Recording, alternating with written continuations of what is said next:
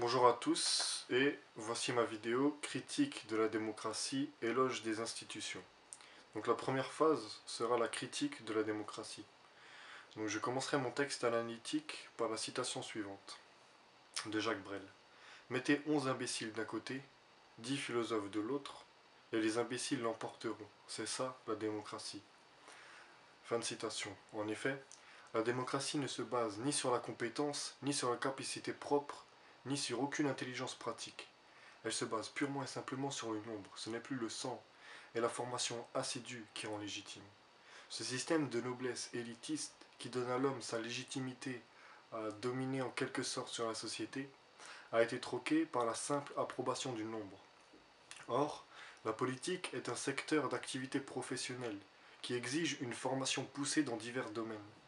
La politique, à un certain degré, se doit donc d'être gérée par des gens capables, formés, intellectualisés et ayant de bons bagages philosophiques, historiques et culturels. La masse, quant à elle, participe à la vie politique dans son sens étymologique, par la vie quotidienne, sans être dans l'institution politique, mais dans la vie active de la cité.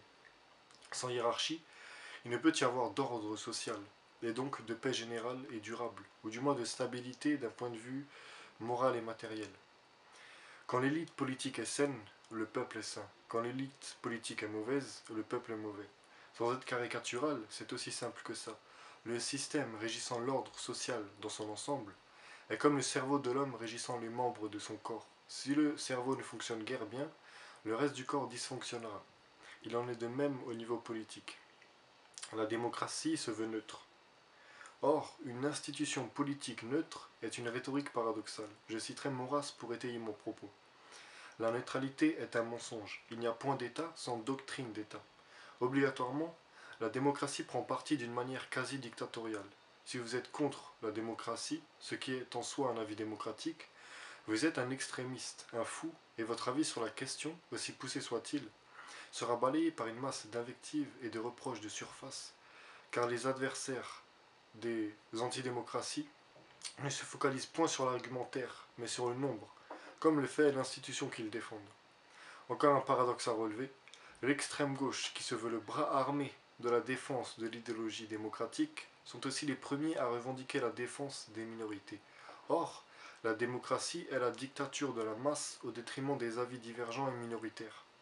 Aussi, la défense des minorités jusqu'à la minorité est une dictature du sentiment. Or, la politique doit se baser essentiellement sur la raison, interconnectée évidemment avec des principes éthiques et religieux selon mon humble avis.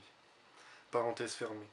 Petit conseil de lecture au passage, pour comprendre l'impossibilité naturelle d'avoir une politique saine en prenant comme référence première la vie de la masse regroupée. Psychologie des foules de Gustave Le Bon, disponible sur Contre-Culture, entre autres. Donc, comme le disait si bien Monseigneur Lefebvre, le pouvoir tire sa légitimité d'en haut, c'est-à-dire du droit divin, de Dieu, comme à l'époque de la monarchie française. Or, la démocratie inverse cette évidence en clamant que le pouvoir ne doit venir que d'en bas, par le nombre.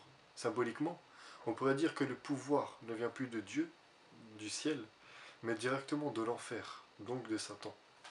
A noter que l'inversion totale des valeurs fondamentales est une caractéristique typique du satanisme. Donc je terminerai cette première partie par une excellente citation de Louis de Bonald tirée du livre Manifeste légitimiste que je recommande à tous.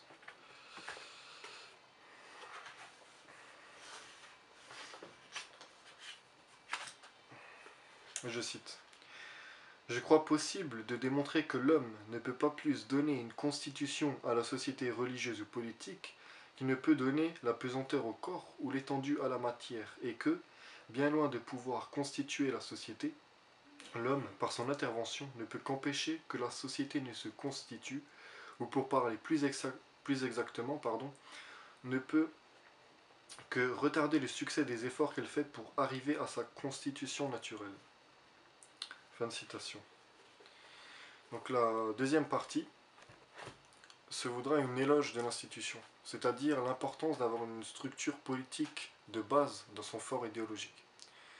Je commencerai, si vous me permettez le terme, par une conclusion introductive. L'institution politique, pour une société, est aussi importante que l'autorité du père au sein d'une famille. Je vais simplement citer quelques passages de l'ouvrage Manifeste légitimiste pour argumenter l'affirmation que j'avance. Alors, comme un enfant doit la vie à ses parents, la société doit son existence à la présence de l'autorité qui la gouverne. C'est la présence de cette puissance qui lui assure l'unité et la paix dans la recherche du bien commun. Sans elle, la société ne saurait durer ni même naître. Le pouvoir qui donne naissance est donc nécessairement paternel. C'est l'exercice même de l'autorité qui fait du souverain le père de son peuple, comme le père de la famille ne devient père que par la naissance de ses enfants. Sans enfant, pas de père, sans sujet, pas de roi. Il convient d'opérer ici la distinction entre l'existence et la puissance. Le roi peut être roi de droit, comme Louis XVI sous la Révolution, sans exercer l'autorité. Il est père en puissance seulement. En ce sens, l'adhésion des sujets est nécessaire au pouvoir du roi. Si une révolte chasse le roi, celui-ci n'exerce plus l'autorité, et n'est le père de son peuple qu'en puissance seulement. Seul son retour dans l'exercice du pouvoir suprême qui lui rend... Pardon. Seul son retour dans l'exercice du pouvoir suprême lui rendrait ce titre. Mais cela ne fait pas des sujets la source de l'autorité, pas plus que l'enfant n'est à l'origine du pouvoir du père de famille. Fin de citation. Donc encore une autre citation sur l'importance des institutions. Alors, tiré du site La Dissidence française. Les recherches récentes en la matière montrent que l'ordre social précède l'essor des forces économiques et commerciales. Il le rend possible.